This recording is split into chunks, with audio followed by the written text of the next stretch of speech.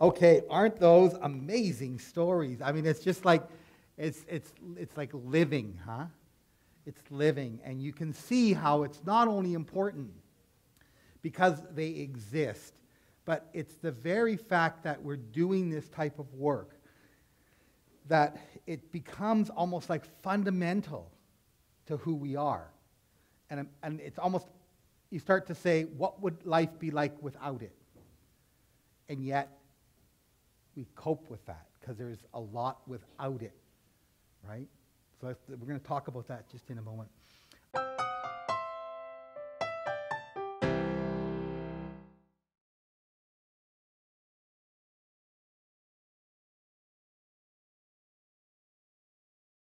Okay, thanks so much for your interest in my book, Deepening Community.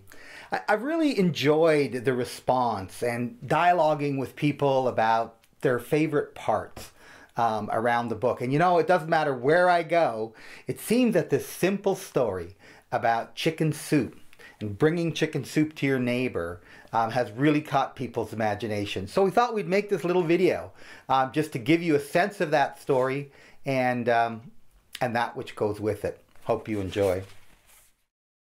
Many times over the past 30 years, especially in connection with the work I've done with others, more recently to engage communities in reducing poverty, I've been asked, what is the most important thing people can do to make a difference in the world? Well, that's simple, I almost always reply. Bring chicken soup to your neighbor. Really is the typical response. I say yes and then add, but remember I said the answer is simple, but the act of bringing soup, well, that takes work. How so? They ask. It requires that you know your neighbor. It requires that you know they are not vegetarian and like soup. It requires that you know them well enough and communicate regularly enough to know they are sick. And once you know they are sick, you must feel compelled to want to help and to make this a priority among the many calls on your time and energy. Your neighbor must know you well enough to feel comfortable in receiving your help, and you must have enough of a relationship to know what they prefer when they are sick, whether it is chicken soup, pho, chana masala, or even ice cream. So you see, the work takes place long before you perform the act of bringing soup. But if we all do this one thing, it will change the world.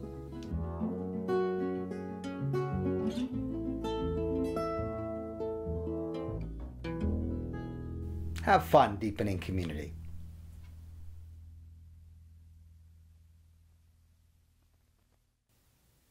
So much of this is that we want to change things, you know, something out there. And when I think about what my hope would be, mostly for you, is that you will deepen your own experience of community. And to just give you a sense of what that might look like, you know, there are about 160 people here or more. And let's say you went out to improve your lives. You worked with 5 people each. You know, you just said, these are 5 people who are either an important part of my community already, and I want to strengthen that relationship, or I'm going to reach out and do that. And so we've affected almost 1,000 people. What's so beautiful about that is that those people start to realize that community is important to them because you're in their lives. And so in that sense, you improve your own life, you improve the lives of others, and you improve your community. And so we can talk about this in a systemic way, and I want to do that. I want to talk about this in terms of how we do this as an organization. But I also want to talk about how you can do this. I'm a real believer that we're not going to improve social connectedness unless we do it one person at a time. So we can't theoretically say this is good for our community and still the garage door goes open, we drive in. As my one neighbor, Shirley, she's been so hard. but we love her to pieces, and she brought me some rhubarb pie the other day because I keep telling her, Shirley, we don't use our rhubarb. Do you want it? And she keeps coming over and getting it. And she'll often say, oh, I already got it, so that's fine. And she'll bring us some pie. But she's so good at it. As she's coming up to her garage door, it's already opening. And even as she's driving in, you can still see half the car coming in. The garage door is already coming down, right? And so how does one then, do that type of connection? It's kind of interesting, I had told you that we had spent 15 years in a neighborhood where our kids grew up, and then we moved to a new neighborhood. My wife Marlene, she had gotten tenure at the university, and I was traveling so much, and our kids were younger, and so it was, how do we get them, how do we be there for them, right? So we wanted to sort of be closer to where we worked, and the university was about 3/4 of an hour away during rush hour, and we just didn't feel comfortable with that. So we did move to a new neighborhood, and we did do our research in terms of thinking it might be a neighborhood that we could connect with, and we talked to some of the neighbors, and we chose a small street so it would be easier to organize. And I remember getting there, and they would do this, right? So they would wave, but they would look away from you, which is a clear sign that they wanted to be neighborly, but didn't want to engage, right? So what happened was that our old neighbors from our old neighborhood, they all got into cars and drove to our new neighborhood and threw us a neighborhood welcoming party. And I had barely been able to say hi to any of our neighbors. I just didn't see them. There was just no way of getting them. It was in the summer, and they were all going to cottages or whatever they were doing. We just didn't see them. Nobody came out of the house, and we couldn't believe it, right? And then when school started, our kids, we have 2 Muslim families on a street that only has like 10 houses. And they came home and they told a story about one of the Muslim families, right? And it was kind of a made-up story that they had heard at school about Muslims generally, and then they kind of, extrapolated from that and created a story about our own neighbors. I said, that's it, okay? Even though I was on the road, 3 places a week, I said, that's it, I'm doing this. On one weekend, I went door to door, and I said, we're having a neighborhood party, right? And I would start, and I would get through maybe 2 doors, and I get to the 3rd door, oh, that date doesn't work for us. And I'm a community organizer, right? So that's never a no to me. It's like, oh, so what date does work for you?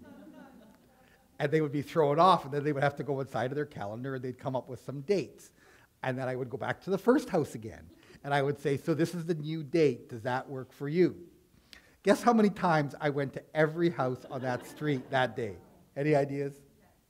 Well, not quite. I had 7. There was 7 rounds of going, and I think they just gave up eventually, and they just said okay. And everyone did come to the gathering. It was on a Sunday afternoon, and we just spent time visiting, and then I kind of stopped it for a moment and just had people introduce themselves, because as you'll see from my book, that the knowing each other's story is really important. And I wanted my kids in particular to hear the story of the Muslim families on our street, because they were traditional Muslim families with, hajibs and hijabs, and not full, but, partial, and conservative. So it was kind of that they would know the story of where they came from, and at the end they said, oh, that's so cool. Did you know that they were from, and I know all about that place. So it was really an interesting breakthrough for us. Interestingly enough, 5 years later, it was still hard. We've been there 15 years now, and it's still hard. I still have to do all the organizing, and I'm okay with that. I just resigned myself to that fact. But lots of good things are happening. And I remember, in particular, we had a breakthrough. It was about 5 years in. Klaus had cancer, and he had to go to chemo, and we had a late party because Ramadan was on, and we wanted to do it after Ramadan. So, and then a number of things happened. So it was sort of late fall, and we had a massive snowstorm, almost a foot of snow. And we had just had the neighborhood party the night before, and we all knew Klaus had to go to chemo. So when we woke up and we saw the massive snow, the first thing we thought about is, oh, because they never clear our street for like 3 days. It's a small street. We said, Klaus won't be able to get to chemo. And all of us spontaneously came out to the street, and we cleared the entire street ourselves in order to get Klaus to chemo. And this little story's in the book because I got permission from them, because what was so interesting is that Vi on the corner sent an email around to all the neighbors and said, I went for a walk with my friends this evening, and I told them about what happened this morning, right? And that there were these, that we cleared the sidewalks, and my friend said, isn't it wonderful to be part of a neighborhood where you actually know each other, and that you know each other enough to care for one another, right? And so it was just this kind of moment of intersection and interconnection. But what happens, of course, is that, when you know your neighbor, right, we don't have anything in common with our neighbors. Like, that's actually quite true. But what we do have is in common, that's maybe more important than all those things that we don't have in common, is that we're neighbors, right? So we have that in common, and that we live beside one another, and that we have a mutual experience just by being physically beside one another.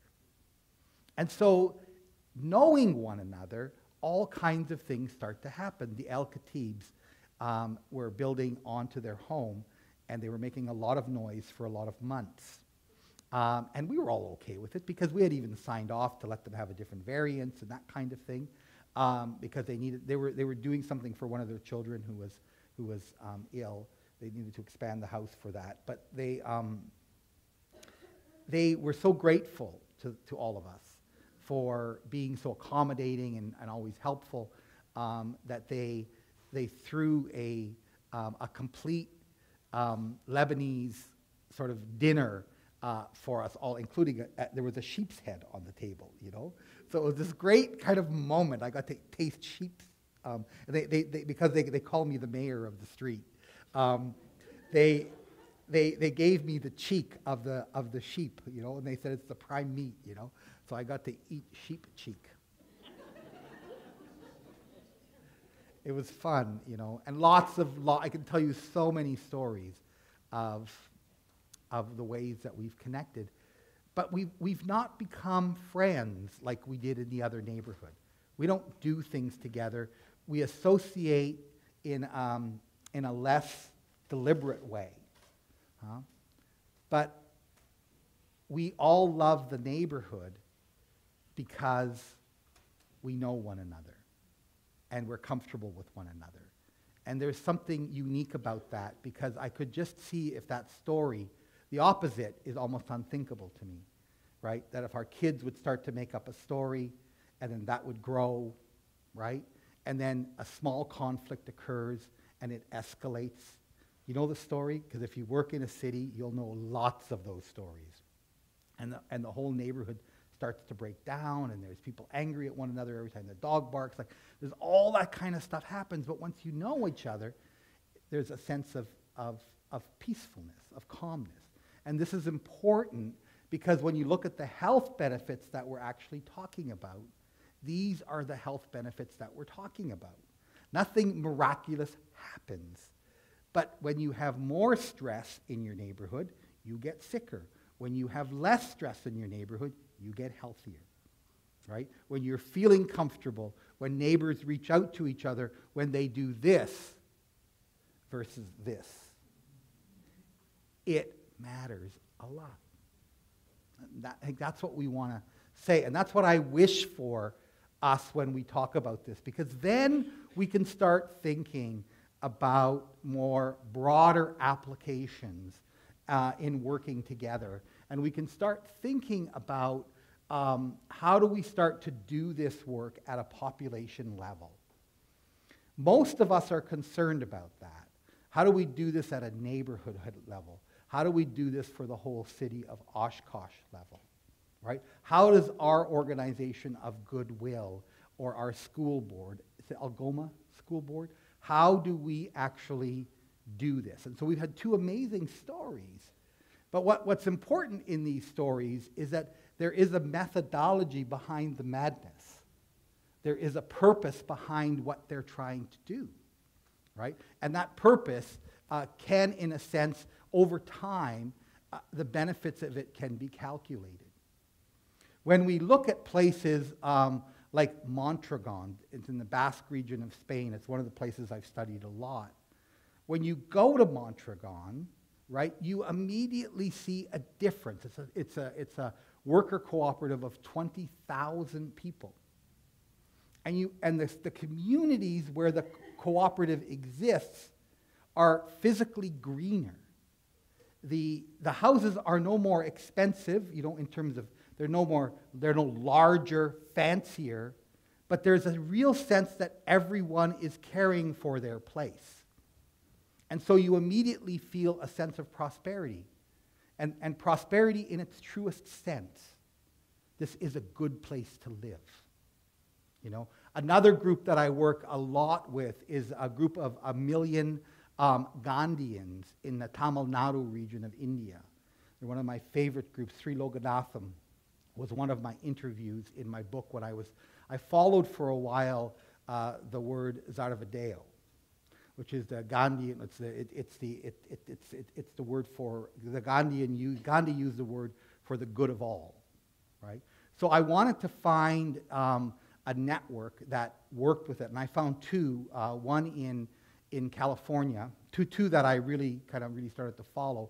One was in California, a place called Mount Madonna, just outside of San Francisco, and then the other one were these Gandhians in India. So I went and studied them and lived with them for some time, and again, it's exactly the same, right? When they've taken this time and they've built this system of community.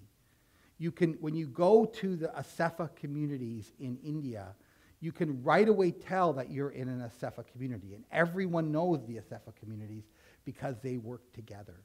Asefa, you think it's kind of 1 million people, but it's actually, there's 23,000 women's circles. Circles are usually 20 to 40 women. And they work together to take care of their communities, and they support one another. And that's kind of how they do it. It's a long, long story, but I can tell you more if you're interested.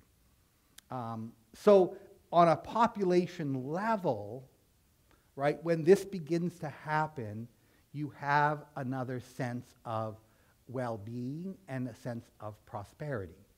In our town, we are called the tech capital of Canada. We're the Silicon Valley of Canada. Forbes magazine just voted our town, little town of 500,000. I know it doesn't sound that little, but it's really 3 cities that are amalgamated, as the #1 place in the world to get tech financing for a new startup. So how does a little place like ours do that, right? We have a business association. Catch this. They're called Communa Tech, the community of technology, right? And they have this amazing chart where in the middle is Electrohome. Anybody ever owned an Electrohome television? They were famous all over the place, but they started in our community. And then it branches out, to Google, and everyone else is there now. Apple, they're all there. But what's interesting is that at Communitech, you're not allowed to become successful without giving back. You're not seen as part of our community if you do. And so people don't want to work for you if you don't give back. So giving back is a huge part of being part of the community. So thus, the best place to get tech financing, but you should see all the things they do like we do for the community. It's all about community. And they would say that the only advantage we have over all the other communities that are doing this is that we work together as a community. We've used the principles of social connectedness. We get to know one another. We help one another. And we've been able to figure out how to compete and cooperate at the same time. Isn't that exciting and interesting? And when you look at Mondragon, if you look at the communities in Italy that I've studied, the economic communities, they all have the same story. They've all been figured out how to cooperate and compete at the same time. But community has been their driving force. And I've been very clear, which is why so many cities now are part of our networks, is because we have been throwing this message and we've been talking about this message for so long that the communities of the future are those who will cooperate. Those who have a heightened sense of community will be the ones to succeed. Those that have not invested in social connectedness will be the ones to fall behind. And you don't have to be lucky. Toyota doesn't have to show up at your door, or GM, whoever the big next company is, Apple, to show up. Cooperation creates its own luck. That's the story. It's proven. It's being proven over and over again. And so this conversation is much bigger, right, of course, than you. What's most important is you. Because if you are not convinced that you want more community in your life, more community will not be built, right? So you become addictive, and the whole community will become caught up in this. But on the other hand, there are systems and approaches that we can take to have a system-wide change.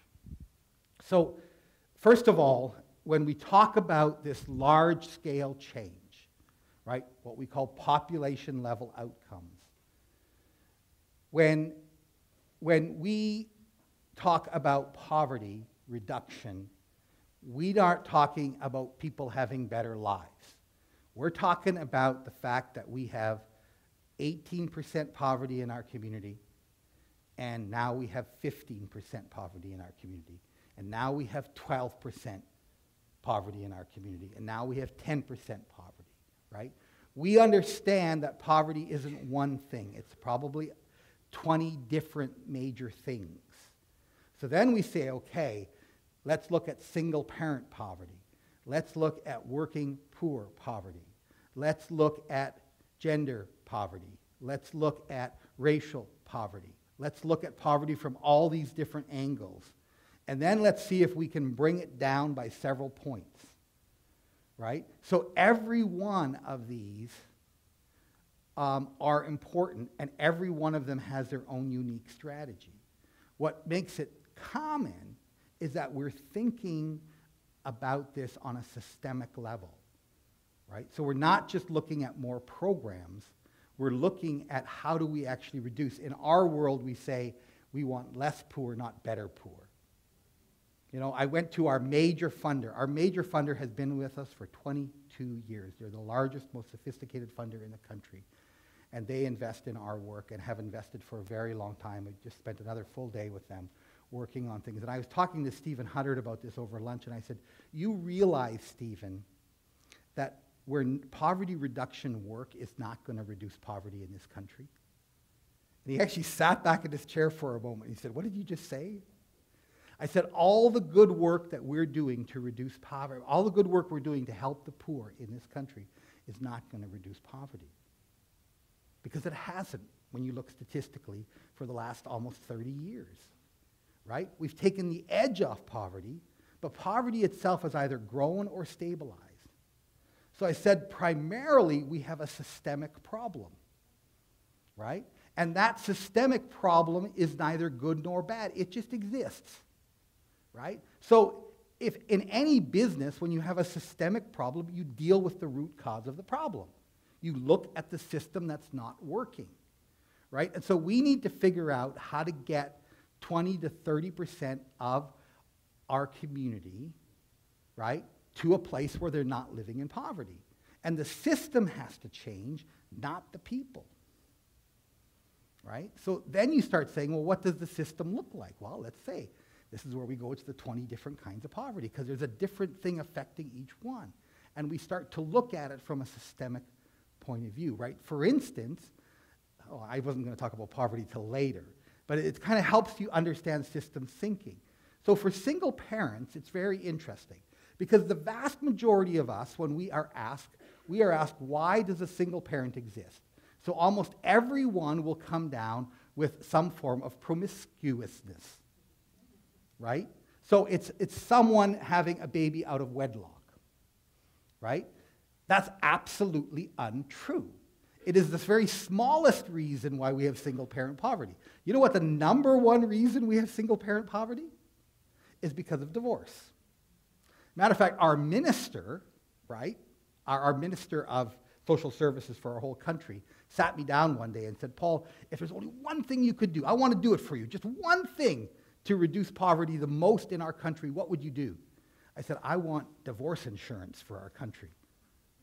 So that when you get divorced, you get yourself a mediator, you get all your assets protected, and there's no animosity. You figure out how to do it in a good way, and you make sure that the person, the male, for most part, you know that there's a proper division of assets and payments, right?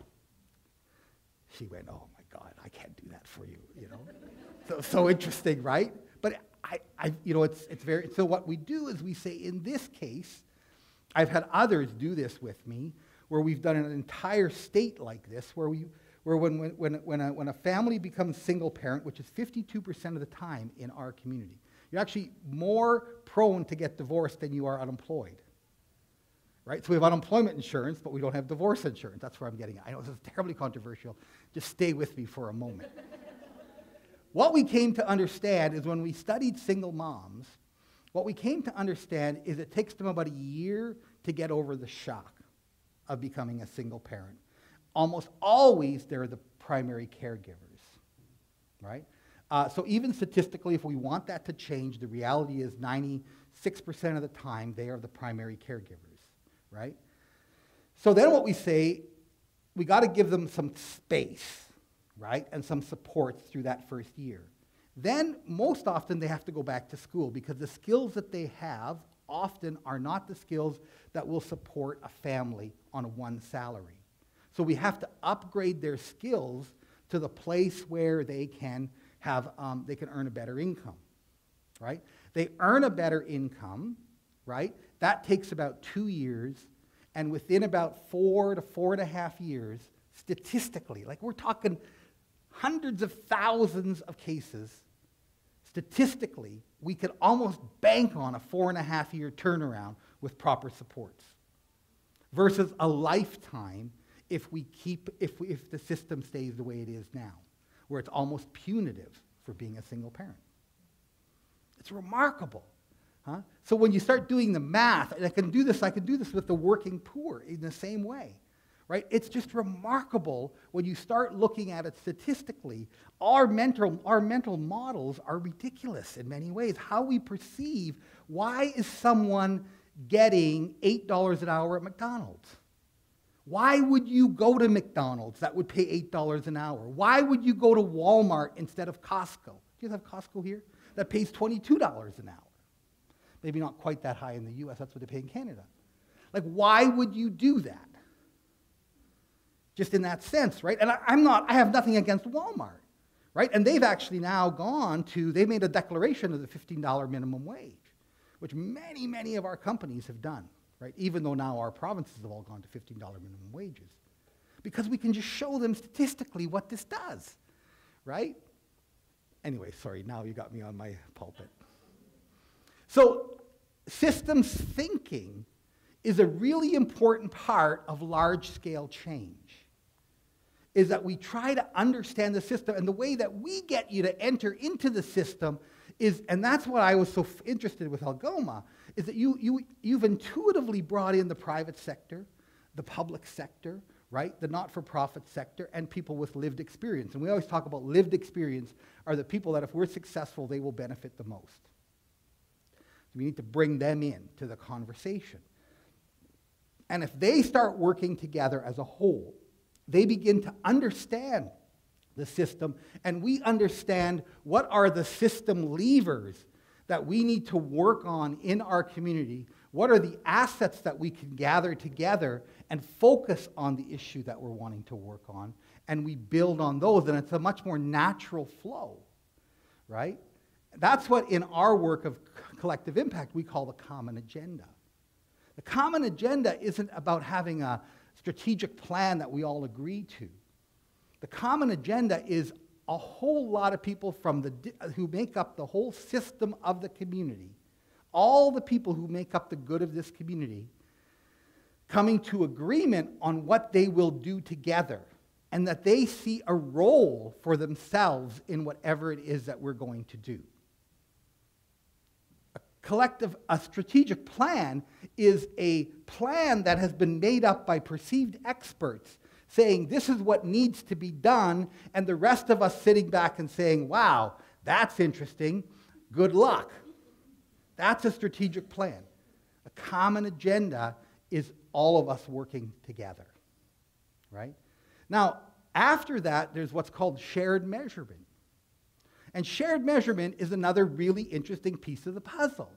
Because as I started to show you how the numbers make sense, right, I'm starting to convince you that you need to get, that Sarah Jean's work is important here, right? I assume she's the data person. Are you both the data people? Oh, no, she is. Yeah. So the data people are important in this work, right? But they're not important only because they know how to get information. They need to be teamed up with people like Stephanie and others who can take that data and share it with us in a way that it makes sense to us. So shared measurement isn't about having a goal that is now measurable. It's about the system understanding the data. Because the data helps us move forward together in a way that challenges our mental models. That's why I talked about mental models so early in this process. Because what gets in the way of systems change is the way that we already think. Think what you always thought, and you'll get what you always... Yeah. The definition of insanity. Who was that? Einstein? Anybody know it? Yeah, doing the thing over and over again, but expecting a different result, right? So this is where the kind of thinking that I'm trying to explore here. Now, from there, we go to what's called mutually reinforcing activities, right? Now, this is really interesting because what mutually reinforcing activities do is they start to say, where are those ideas? The sweet spot are those ideas when we all have something to contribute. Right? When we can all do something that will make a difference, right? So, let's say what we want to do is that we want to give youth graduating 18 years old, graduating from high school, we want them to get jobs that are at least $15 an hour or better. So let's say we make that a community commitment, right? So you can right away see what the employer's job can be. Right? So the employers are starting to work together, and they're starting to think out loud, what kind of jobs could that be? And we start to document them, right? And we start to figure out, we had this with Tim Hortons. You guys have Tim Hortons out here? It's kind of a coffee shop. It's huge, thousands in Canada, right? We drink a lot of coffee and eat a lot of donuts, right? So it's like they were paying minimum wage. So we said, okay, well, if you can't start them at minimum wage, what's the quickest that you can get someone to $15 an hour? And they said about 8 months. We can get them to become bakers, and we need lots of them, right? And then we said, well, how do you do that? Well, all our new stores are going to have training centers in the basement. So we're going to do a double store.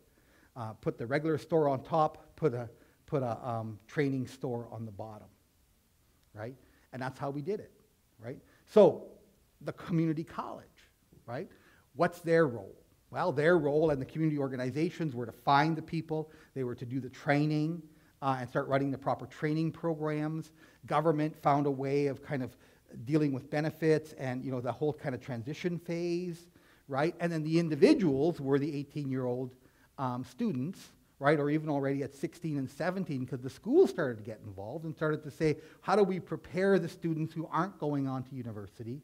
How do we prepare them for these jobs already when they're 16? So now you can see we have an idea that has, where everyone's working together, right?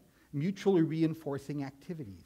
So we start looking for those mutually reinforcing activities because that's our sweet spot, when we can get as many different players from the community as possible working on an issue. And then the last two of collective impact are continuous communication and the backbone organization. And the backbone organization gets all of the training in this work. But in reality, what it is it's just a group of, it's when you get to that large a scale, you need a small staff to keep that kind of scale of change happening. That's all it is. And there's a whole way of organizing around it. It's a different way of governance, really, that we do. And the continuous communication is simple, that if you're going to keep a network like this going, everyone has to know what's going on. Everyone has to be in constant communication. Everyone has to constantly be figuring out how to work together. So it's a different way of working, rather than the chain of command, where, you know, the chain of command is where you have a series of bosses, right? And you have kind of people saying what needs to be done, and they control what needs to be done, and that's how you get things done. But in this new way of organizing in communities, we are working very much at a collaborative level. So it's a new way of organizing ourselves and a new way of getting things done. Anyway, that was a bit of a soapbox. But you start to see that second one, is that we change not only people, but create processes for change. And then a huge role for community engagement, where we're getting people engaged and active and constantly inside of the idea, and then this whole idea of working together. I think I left the clicker up there, didn't I? We're going to take a break at around 3. So, and we'll take a 15-minute break then, and then we'll move on. So I want to come back to this part and this notion of more social connectedness. And if you go into the book, the last chapters are dedicated to the 4 key principles. Now, this is an interesting discovery for me, because after all this research, I really did think I would find the Golden Grail. You know, I thought that I would find something so unique and so different that would transform things. And I actually have those, and I've written them out, but they're not true, right? So when I came back to being what's really true in how do we get people to connect with one another, it came down to these 4 very simple things, right? But profoundly difficult in today's world. So you think about chicken soup, right? Making chicken soup is the easy part. Knowing your neighbor well enough to bring them chicken soup is actually kind of tricky. Because do we even see our neighbors enough to know they're sick? Because they're not coming out of their house when they're sick. So it's a very complicated interaction right now, right? And it's a bit of a vulnerable moment, bringing food over to a neighbor. Now, you know your neighbor well. They're like a friend, right? They're someone that you see on a regular basis, right? You know their family. You know what I mean? They're connected to you in a very real way. It's the easiest thing in the world. You make a pot of chicken soup for your family, and you bring some of it over to your neighbor who's ill, right? But the other social dynamics, that's what makes it so complicated. So that's why we say that the first and foremost thing about deepening community is that you have to know someone's story. You have to be connected in some way, right? So the question of how do we do that, I'm going to talk about that just in a moment. The second one is just the very fact of having fun together. And I was going like, I can't say that. People are going to laugh me out of the room, right? You mean having fun together is a social change strategy? But what we find from all the research on play, it's absolutely essential to human engagement and interaction. It's some of the most important ways that we connect with one another is having fun together. Whatever that might mean to us, watching a ball game, going to an orchestra, going to a poetry reading, whatever it might be, watching a movie with someone, just sitting out and visiting with someone, having a bonfire, whatever it is, but fun has a way of opening us up to one another. And if there is such a thing as a God out there, and we were given these wonderful things to engage in, the fact that we all kind of have that in common is kind of cool. Like, you know what I'm saying? I know you think it's just absurd, but you know that fact that who here doesn't like to have fun? Right? So, I mean, it's kind of like a gift given to us, and it's something we all have in common. And we think we take it for granted. Oh, of course we all want to have fun. Well, that's the whole point, right? It's such a unique feature of who we are as humans, right? And so we love to have fun with one another. Somehow having fun together is more fun. And that's, again, innate. There's almost no one would say that that's not true. Right? And then the third one is, I call it mostly learning to care for one another. And maybe I should start to think about relearning, because this notion of caring for one another is kind of old school. And we think of it often in old school terms, bringing soup to your neighbor. Well, who still eats soup? Right? I don't know if young people would say that or not. Like, that's so, or like, like maybe you call, what do you call it, like this? Who delivers food now? Uber Eats or whatever? You call Uber Eats and just deliver a meal to your neighbor. Maybe that's what you do, right? I don't know, but I mean, it's like you start to think about that. How do we express caring for one another? And what are the rituals for that to occur? Another interesting point. And then the last one is working together for something meaningful. And this is interesting because what we're finding is, as difficult as that one sounds, particularly amongst young people, it seems to be the biggest unifier around social change. What happens, though, is that they're very much attracted to what you call shallow type community activities, right? Like liking something online and getting 1 million likes. It is a sense of community, right? Or giving money online, right? Which is, to something that's way out there, right? So we need to figure out how to translate that into more locally based things that form social connection. But let's just go through some of these. So this is an interesting one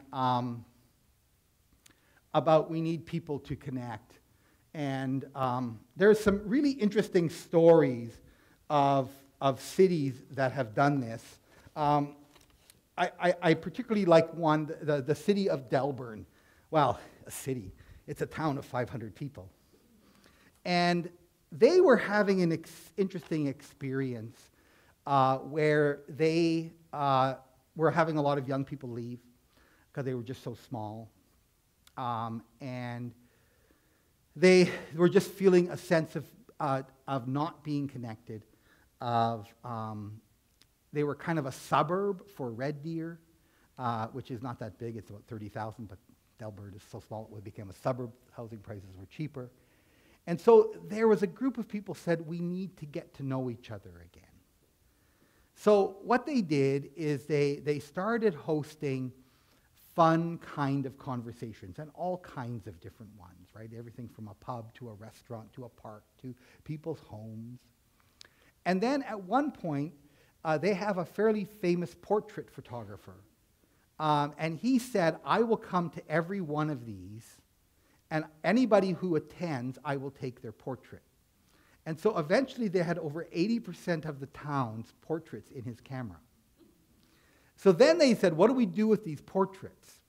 Well, you know all these mural communities that have become kind of famous for their murals, and people come and visit them, right? They decided to put all of these portraits onto a form of outdoor wallpaper, and they wallpapered all of their walls. And literally, there's faces of over 400 residents, and they're big portraits, professionally done portraits of all their residents, and the whole town is painted with these portraits. And they became extremely proud of this, and it got national press, and big tourist industry came out of it. But just another interesting little story. And of course now they walk around town and say, well, that's Billy Joe, that's Mary Jean, that's, you know. And they go around and they look at all those different pictures, you know. So, you know, it's interesting to start thinking of the different kind of communities that are out there, and the kind of stuff that they do. The city of Kitchener, what they did is they wanted to do a neighborhood strategy. So probably similar to Goodwill, but they did it on a citywide basis. And they spent almost 2 years engaging their neighborhoods. And they must have had over 100 engagement activities. And what we kept saying to them is, don't stop. Like, this isn't about efficiency. This is about getting people to get excited again about being neighbors. And at the end of that whole process, they developed a neighborhood strategy, and they're implementing it now. Every neighborhood has a plan, right? The city has a plan, a macro plan to go with it. And they just had their Neighbors' Day and had 39 events on Neighbors' Day. And some of these are big events. The bigger the neighborhood, the bigger the event. And then they have the small grants program. So there's anything from $100 to $500 to $2,000. Your neighborhood could come up with a plan to improve social connectedness, to improve the things that they could do together. And then they even come up with a macro plan. There was a big debate about sidewalks not being cleared in time. So the city, if 10 neighbors agreed that they would take over, that they would just do each other's sidewalks and driveways, and they gave away community snow blowers, right? Just as a way of building community. It was just such a neat idea, huh? But it had to be a communal snowblower in order for you to get it. Another really interesting idea of just kind of organizationally helping people to get to know one another. The next area is this idea of having fun together. And remember I told you that we had organized these 1,000 homes? And we had to figure out this principle. Because what had happened in that neighborhood is that the city had developed it without any green space at all. And the only green space in our country, they have a Catholic school system and a public school system. And they get placed in different neighborhoods. Well, it happened that the Catholic school was in a neighborhood where not literally of these 1,000 homes, we couldn't find one family that sent their kids to the school that was in the middle of the neighborhood. The school, for liability reasons, had fencing all the way around the school with no trespassing signs on it. So they had the only green space in this entire neighborhood, had no trespassing signs on it, right? And gates that would close at the end of the day. So we have a little bit of say in our community. So we went to the superintendent of the Catholic School Board, which then got us to they have a community organizer on staff, which we didn't know about. And that community organizer went and convinced the principal that it was in her best interest to let us in. So yes, you have to use these techniques sometimes, but it didn't take long for her to become our best friend. And she gave us the gym 5 nights a week. She gave us the library 3 nights a week. And there was a classroom they weren't using that we could have permanently. And we had keys to the playground and could put up our... so that was really important, because now every week we would have several activities that we would invite neighbors to, right? And then they could get involved. And eventually the city started to get involved and gave us free passes to the hockey game, which was walking distance to this neighborhood, free skating at the ice rink in the evenings. So all of these things started to happen. You know, we started soccer clubs, and the list just goes on and on, right? So it's interesting that we used this play notion to organize the community. And that was one of the ways that was, and potluck. So we did food and play. That was basically our whole organizing strategy. And it's amazing what has happened there. I'm going to just keep going. So we need people to care for one another. It's interesting here because this is where we often talk about containers of caring. And what we're trying to do is to try to help people understand what has society done traditionally to care collectively. So often we think of caring as an individual act, right? But this event was a collective act. It was a group of people coming together, obviously someone bringing some leadership to it, some people bringing leadership to it, but it was a collective act, right? And here we are together caring about our community by learning about community. And this is where I talked about earlier, the role of weddings, the role of funerals, the role of, you see where I'm going with that? And so this idea of collective caring and trying to do a renewal around this. In India, in Tamil Nadu, this Asefa group, they now have committed, because they were also fighting the dowry system, which was very punitive to families with women in getting married. They, first of all, had an agreement as a whole that no more dowries would be given. But that they had to then come up with another system to show collective caring. So what they do now is once a year, I know this is so strange to us, but once a year they'll have a wedding in their community. And everyone who wants to get married will get married on that day, okay? The whole community is invited to the wedding. And everyone contributes so that they have enough money to build a starter home for each one of the families. And that's what they do in lieu of the dowry. And what they've come to realize, that's a heck of a lot better than a dowry, right? And what a celebration it is. So again, you know, coming up with these systems or containers for caring is another interesting thing for us to think about as we move forward. And then this last area of working together for change. So you can remember from the very beginning of my talk, where I shared with you that when we looked at what was the most profound experience of community for people, it was most often working together with others to make something better for someone else. So when people go back and share their most profound experiences of community, they most often shared that story, right? Or where something was done for them by a group of people.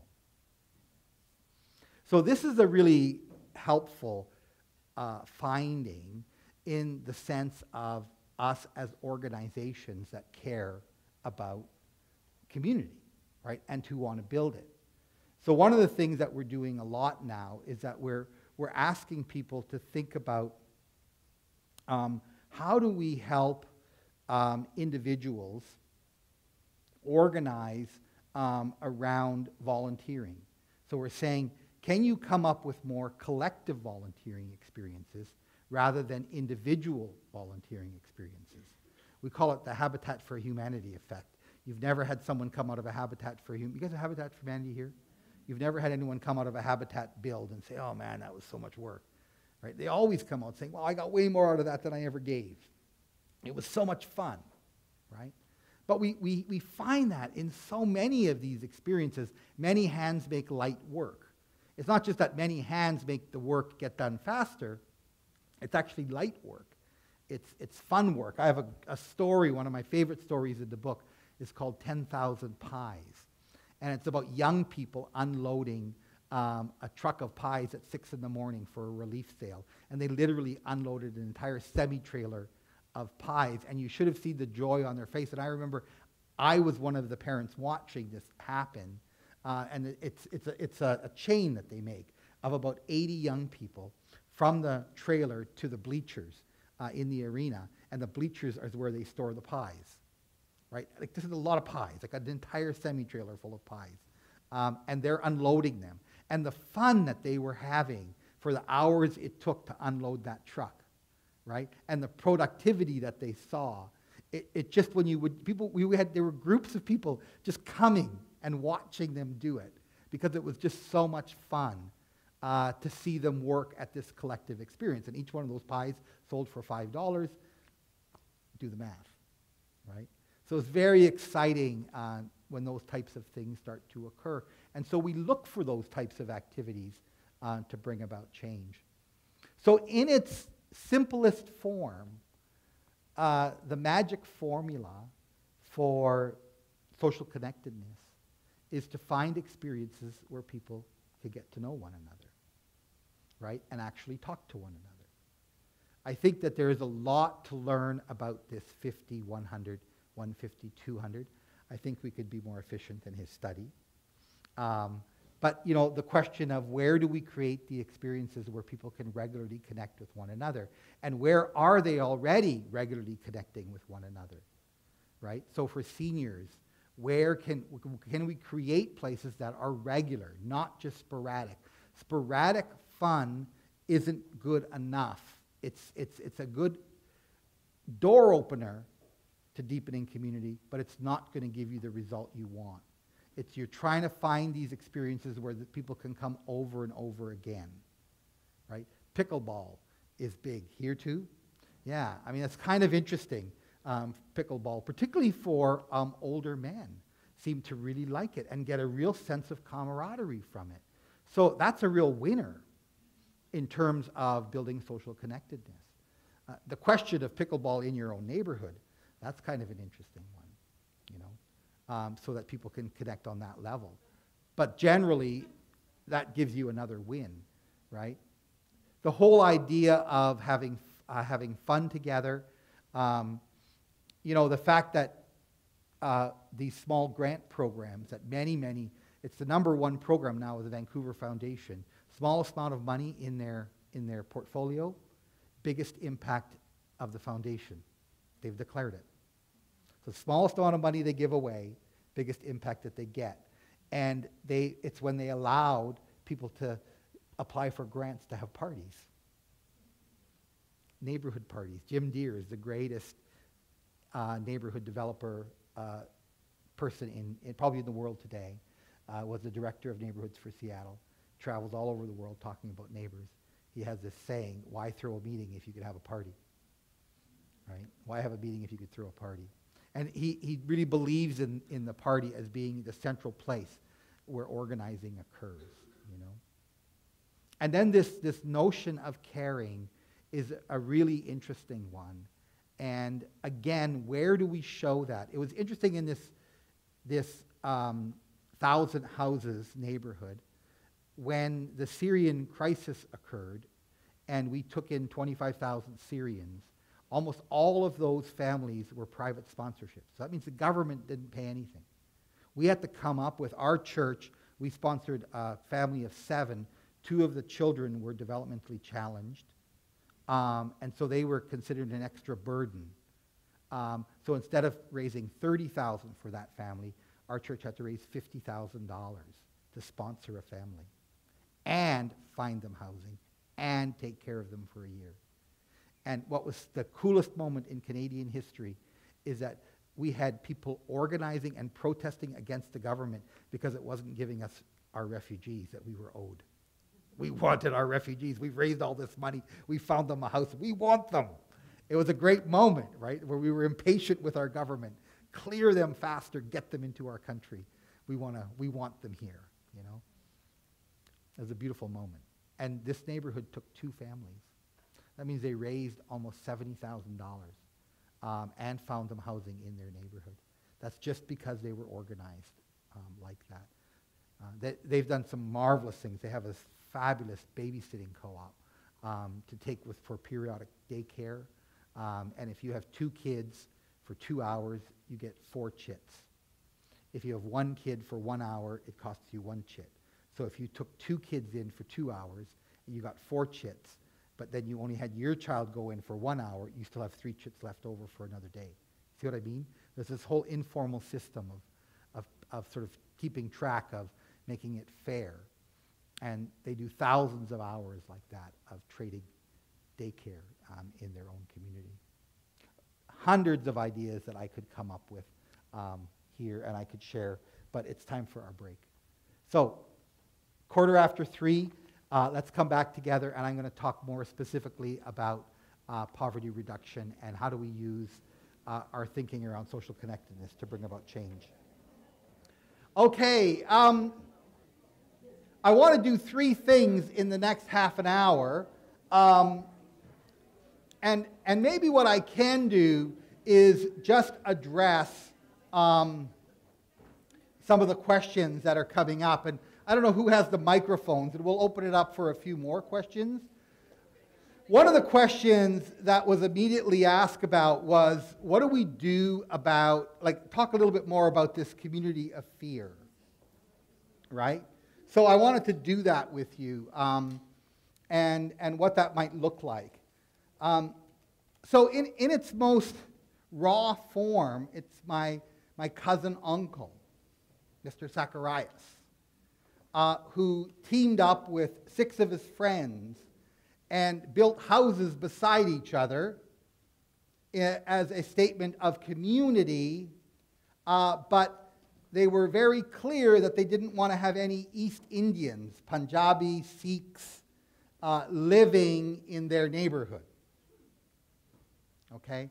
So, I mean, you could call that a community of hatred, right? But I look at it as a very similar undertone, is when we start responding to situations in the world by separating ourselves, but doing that together. There is a very large movement, and at one point, Al Gore stated that it was a bigger threat to America than climate change. I don't know if he'd say that now, but he did then, and it was gated communities. And I don't know if gated communities are still so strong here as they were, but they would actually gate themselves together and then refuse to pay municipal taxes. Right?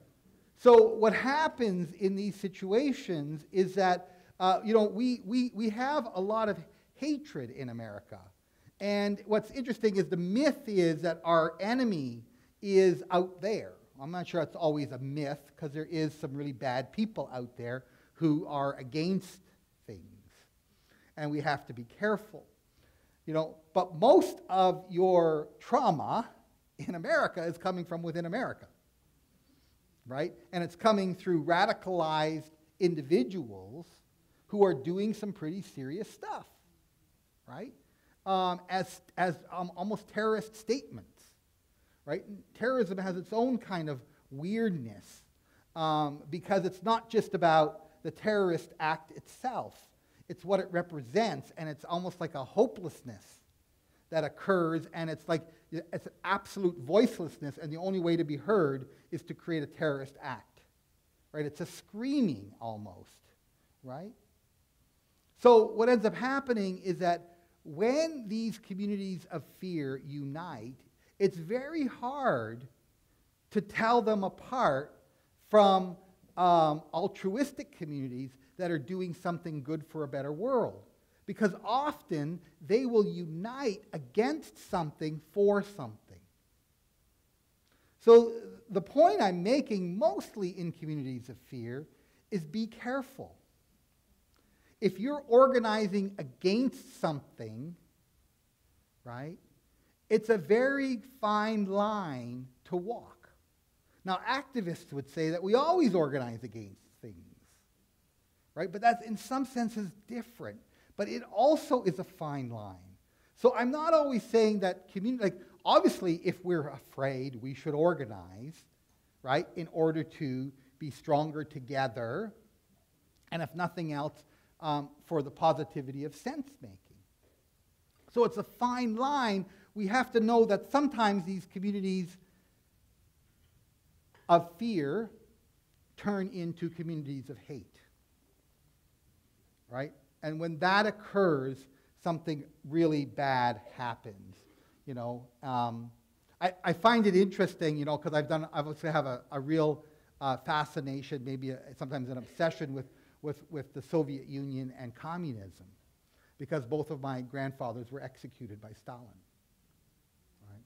Picked up at night in a black car, and now we just found out, literally, all these years. It was way back in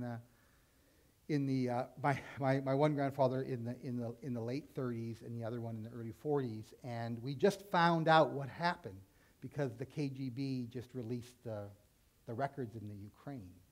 And so literally just a month ago we found out. We didn't know we never knew if they were in Siberia and just died a natural death, but no, they were picked up, they were sentenced, and within a month of them being picked up, they were shot, right? And now you got to remember it's really a small story because half of the Ukraine got wiped out from about 1917 to 1950, right? So we're like a small blip in the whole thing. But you know, I remember when I went back and visited the Ukraine, and there's a Ukrainian museum there that was actually built by Stalin to talk about the horrific acts of the Germans, but the new curator kind of turned the whole thing into a statement against everything that happened in that time, all those things, and at the end she just had a plaque that says "You choose," right? So who was the one that really was the bad one here? So, but at the end of the day, it's kind of like saying, you know, when I remember at the end of that, I went and was journaling, and I wrote the words, "How can something so good get so bad?" Right? So, you know, the ideals of communism, and I know that in America, your mental models are so made up on communism, but the ideals, when you actually read them, are very idealistic. But it became the greatest engine of death, of murder, of any political system in the history of our world, when you take China and Russia, right, or the USSR. So how do these systems of hate occur, right? We've done so much thinking about what happened with Nazism. How did that happen, right? These are everyday people, right? You know, what causes us now to unite, you know, against immigrants, right? Where is that fear? The fear turns into an irrational fear. So the real fear turns into an irrational fear. And then the irrational fear means that we cage children, which is now condemned around the world, right? So it's, you know, it's the fine line, because obviously we want to protect ourselves, but when do we cross that line, right? And that's what fear, because fear and love are your two key organizing principles. And if I was looking purely for ROI, right, I wouldn't deal with love to create social connectedness. I'd just do more fear. Because fear gives you the best return on investment in the short term if you're just looking at social connectedness. But if you want a better community, I would bet on love. I wouldn't bet on fear, because I think the fear is gonna make you a horrible place to live. I did the closing keynote at the Federation of Canadian Municipalities, and what we were supposed to do, there were 3 of us, and we were given the afternoon to talk about what the future of cities was, right? It's about 3,000 municipalities. What's the future for cities? I took on the issue of immigration. And I did my whole speech based on, are we going to create communities of fear? And this is what they will look like. Or are we going to respond the way humans need to respond in this situation, because this is what's happening in the world? And then they all voted, and they voted overwhelmingly for the talk I had given on, because if we create communities of fear, they will be places of destruction. They will be places of judgment, not only of refugees, but it becomes a whole cultural kind of place. And then you ask yourself, do you want to live in a place like that? So that's kind of where I'm going with these communities of fear. They have a place, they really do. And they will always exist. But if you're ever in one, just be really, really careful. You don't want to be there too long, because whereas collective altruism, right? So, like the group of us, right? Let's say these two tables, we start working together, and, we're doing something good, like we're building a habitat home together, right? We're already doing collective altruism. So now, Patrick and I start joking around, and Jessica and I start joking around, and then suddenly it's so easy to be in community with each other, right? Because we're doing something good for the world. It's light. It feels right, huh? And so we will be kind to one another, and our experience of community will go easy. But when we're in a community of fear, it's so easy to start blaming, right? Pointing fingers, judging, gossiping, right? All that stuff starts to happen, right? And now it's destructive. It's a destructive force. And we have to be very careful about that, because one of the reasons they didn't release all those records, because we were in a cloistered Mennonite community in Ukraine, it was our own people who turned us in, to stay alive. They turned in fellow Mennonites who then were executed, and their names are recorded. See? That's what happens. Enough of that, right? Don't want to leave on a downer. Anybody want to know a little bit more about the poverty work we do? I just had a question about you. You gave an example. Who's got it? Mike's coming in. We got a mic runner. It's too big a group. You gave an example of the community that you were moving to, or the area you moved to, that they had set the infrastructure already around community and therefore improve property values. Do you have a lot of examples in your work that you do to give us examples of when they built the infrastructure to build around a community that was an economic boon for all those areas? And because I feel like if we can move in that general direction, having more of those examples, that would be helpful for us to demonstrate that to people that need it in front of them versus anecdotally. I mean, there are best practice designs, and if you're interested, sign up, because we'll be putting a learning community together on this, because we just have a doctoral student who is doing a fellowship with us exactly on that, and is documenting best practices around design. But some of the other ways, like downtowns have been created with storefronts on the main level, and then lots of Europe has been built this way with 5 and 6 stories above, and they're built in a certain configuration that has a courtyard in the middle, so they're built kind of like in a U with a courtyard in the middle, and they're actually, when you do it by square mile, they're stronger intensification than towers and storefronts and malls. So you can have the same or better intensification of a downtown without putting skyscrapers up, right? The problem with skyscrapers is they're single use, right? When you have these multi-use properties, where let's say on the main level you have retail, on the second level you have offices, and then on the 3rd, 4th, and 5th, and 6th level you have housing. these types of communities, they're much better from a communal perspective because the stores are, it's not just that it's walkable, it's all just there, right? So you could literally work, shop, live within a neighborhood. And the chances of you then running into people, connecting with people, your yoga studio is, 100 yards away. That kind of thing.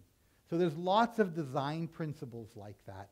Then there's a lot of public design principles about how do we create public spaces that allow people to connect and the value of public art. But the basic principle is very simple. It's not just like that neighborhood. But the very principle is that when you make a place livable, right, people will pay more for a smaller space to live there. They want less amenities because they're already in an integrated place. That's the design principle. But so many of the current designs are sprawl designs, single-use designs. So in our community, they're still doing this. Knowing all of this best practice, they're still not allowing live-work neighborhoods. So they're not putting, like most office buildings now they pollute less than houses do, right? So why would they not be mixed in, right? Why is residential kind of put out by strip malls instead of inside of neighborhoods? Another big design problem we have in our particular community, which are neighboring, so even though we're 3 cities, each one has separate planners. In ours, they build shopping malls for recreation. So they literally put in 3 arenas, 4 Olympic-sized gyms, a $90 per person public golf course. That's what the fee is, the green fee. And 6 Olympic-sized soccer, and then 7 baseball diamonds.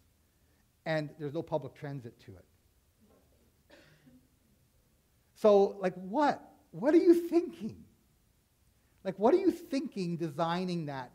The problem is that 7 neighborhoods now don't have ball diamonds, right? Another 6 neighborhoods don't have soccer fields, right? Another 3 neighborhoods don't have arenas. It's actually 4 arenas, right? Another, and the list goes on.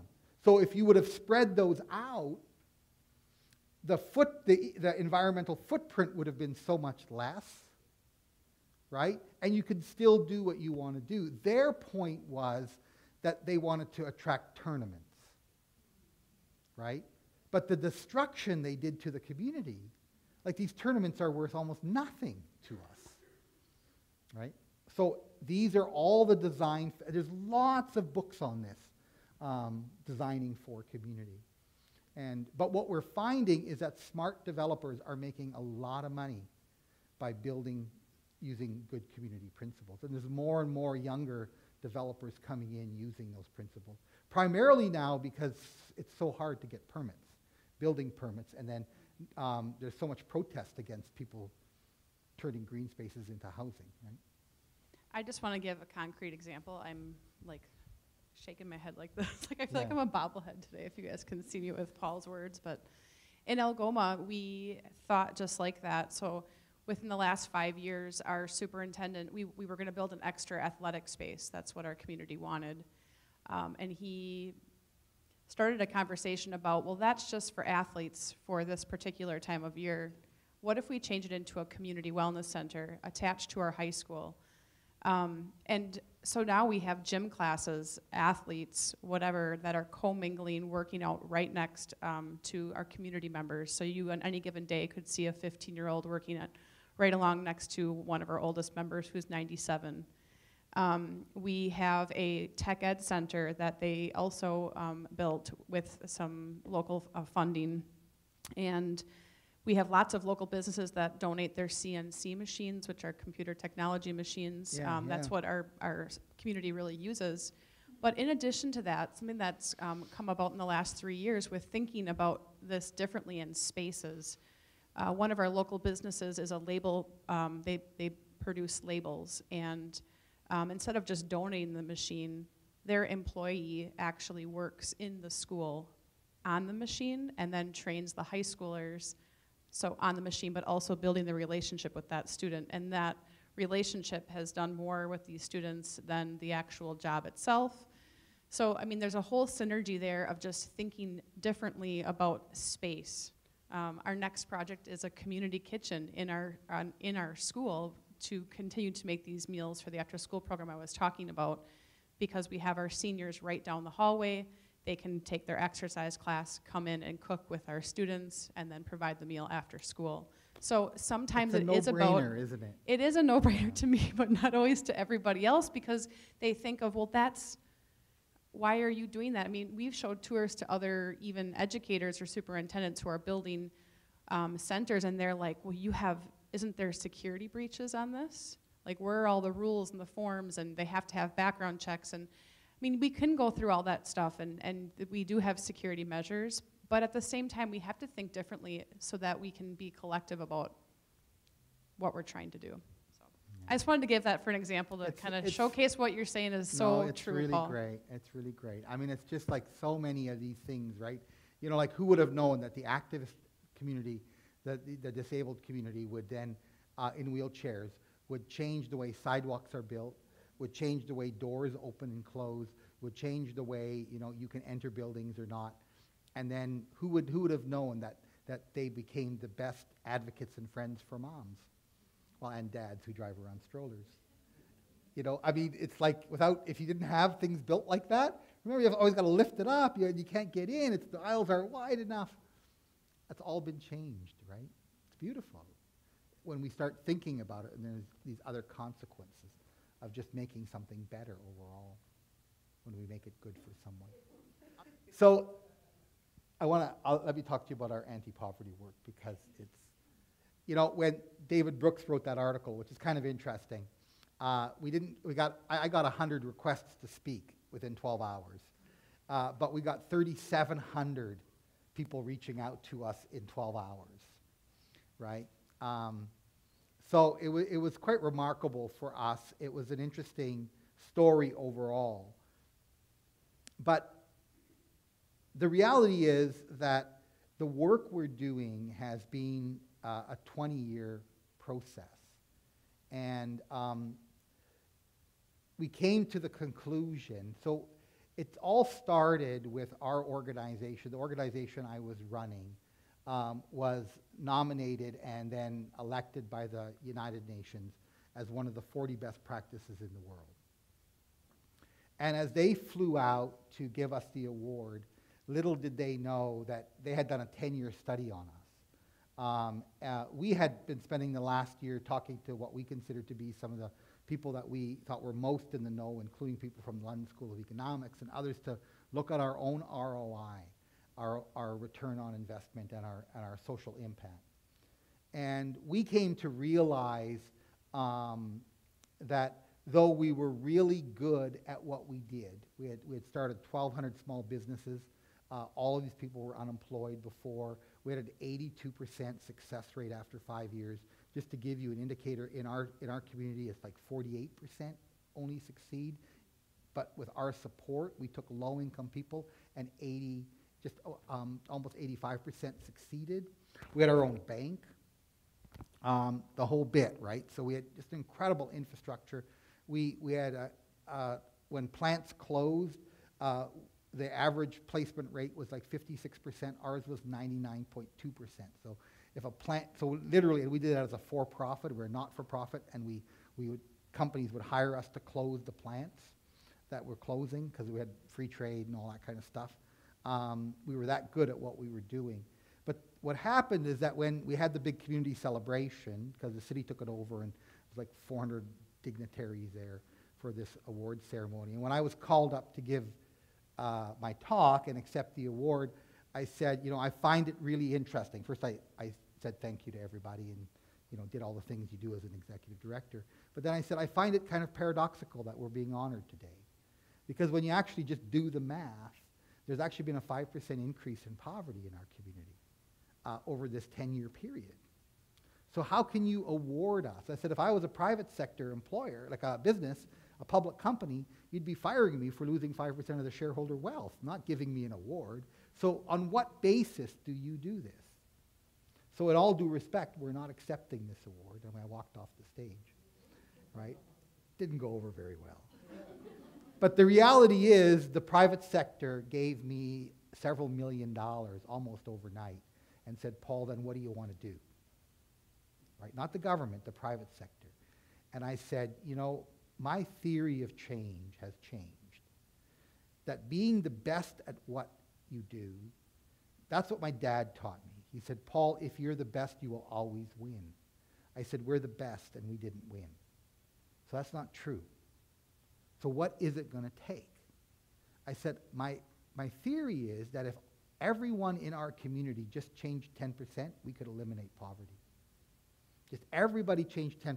Well, what's the 10% that we need to change? I said, I don't know, but let's figure that out together, right?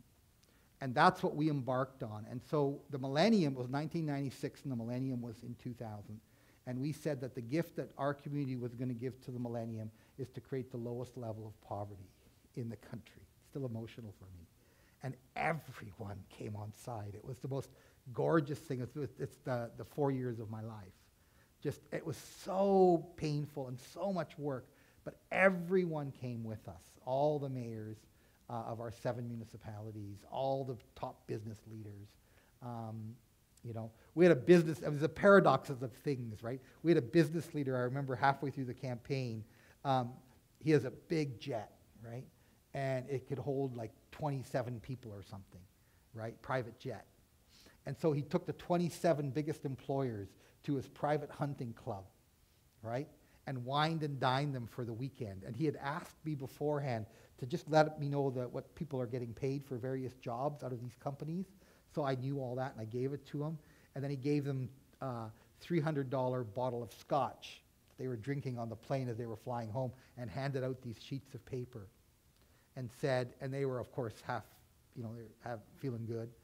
And they said, Rick, anything you want, anything you ask, we'll give it to you. And then Rick dropped it. He said, look, if we want to be a great community, we got to stop paying such shit wages.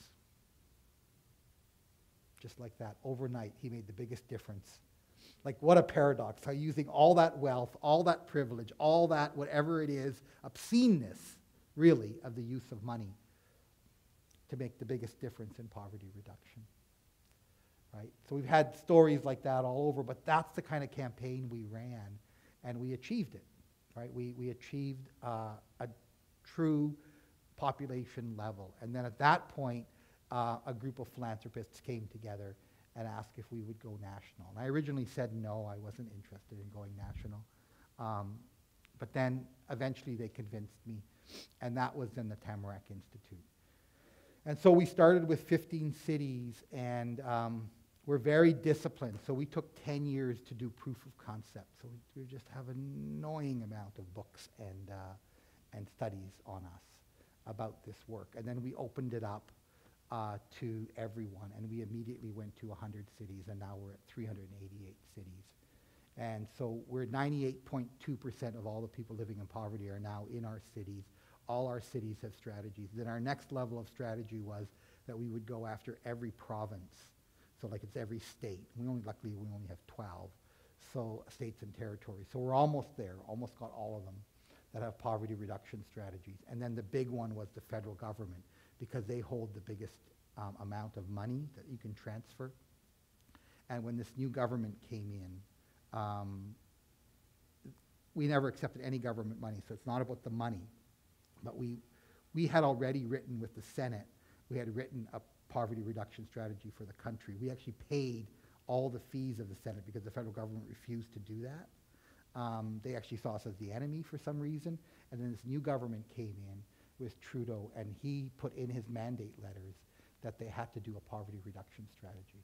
So that's been released now. And so that's why we're at about 20% reduction, 25% reduction. But now with all the new measures that are going to come in the next year, we'll go down past 50 or 60% drop in poverty. And I was telling someone else this story. you remember this, I'll end with this just because, remember this, it went viral on Facebook, this senator was taking on this banker. And then she was saying to the banker, this woman is making, Sally, she's making $16.42 an hour as a teller. How many of you remember that? Yeah. So, and you know, then if you take her cost, her housing, her auto, her food, she's a single parent, this is what it all costs. She's $500 in a hole. And then she makes the banker look really, really bad for paying $16.42 an hour and not more, right? So I chimed in and I wrote in and said, well, that's kind of interesting. Because actually I think $16.42 an hour isn't a bad wage. Now, if she's been there for a long time, she probably should get more, but not substantially more, right? Not in Canada, right? But this is the difference in Canada. In addition to $16.42 an hour, she would qualify as a single parent for the child tax, the Canadian child benefit. That's $7,200 a year this year. Okay? Then she would qualify for the GST rebate, which is a tax rebate that you give. That's $3,300. And then she would also qualify for now the worker tax benefit, which would be about $3,700, $3,800. So if Sally lived in Canada, she'd be $500 not in the red, but she'd be $500 a month ahead, right? So I said, I'm not sure it's the banker who needs to be stepping up here, Madam Senator. I think it's the government that needs to step up here, right? And so the principle for us isn't socialism. It's capitalism, actually, and it's reformed capitalism. This is what you got to hear from us Canadians more. That's not a socialist thing to do. That's a capitalist thing to do. Why? Because we think that that child is an asset that we need to invest in. And we don't think that this mother has the sole responsibility of that investment. She's already investing way more than the average person should have to invest to make that child healthy, right? And strong. And that's what we want her to give. But for a few years, we can certainly help as a society knowing that this child is going to be a net contributor to our society if we do it right. If we do it wrong, guess what? There's not a stat out there that would prove us wrong. That child's going to screw up. I mean, the chances of them succeeding are so slim, right? I wouldn't bet on it. But when you just put a few little extra things in there, because how long is she going to need it, right? Because, you know, the Canadian child benefit, how long do you need it? Only while her income is low, right? And who's benefiting from low wages? Well, the banks are benefiting. Like, there's businesses benefiting. So we have to look at how the system is generated, and we have to play within that system, right? Anyway, when you start looking at that, plus all the ways that we're organized at the community level, there's so many changes that's occurring. So when I said we're going to end economic poverty, it doesn't mean that someone who falls on hard times, whatever that might be, we as a society, this is what we believe in Canada, we need to be there when people fall on hard times. Not because we care more than Americans, right? It's just that we just don't, it's too messy to not. It's a friggin' lot of work to pick up the pieces when someone screws up and it all goes to hell, right? So we just shore them up for a while, it usually turns out good, right? And we certainly don't have a lot more people being shits than you do. We got enough of them, but you know, it doesn't turn it into bad people. Matter of fact, we find it's the opposite. When people get helped at the right time, they then become more grateful to their community and to their country. That's how we operate, right? And that's why we think we can end economic poverty. And then the last, I don't know, it's as high as 10, probably closer to 7 or 6, we're going to do guaranteed annual income. But only when we get to the place where we have people who are, and that's primarily from a disability place and some form of illness place, and of course age. Because age is big, right? We basically have a guaranteed annual income for young children and seniors, but not in between.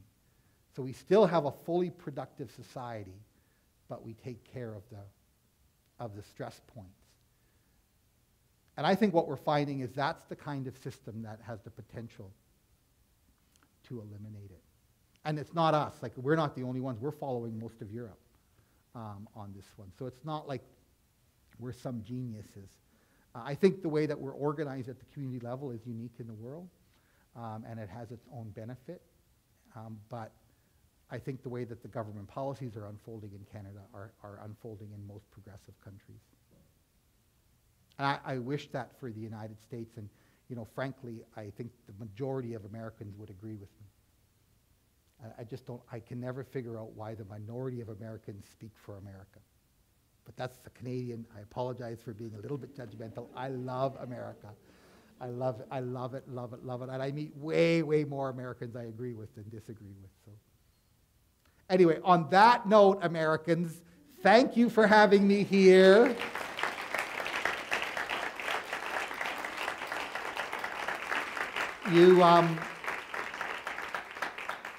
You will be friends forever, and you know where we are. Contact us. I know that I'm going to be debriefing with your committee at least a couple of times, and hopefully I can get involved in your poverty work here as well, and in your social connectedness work.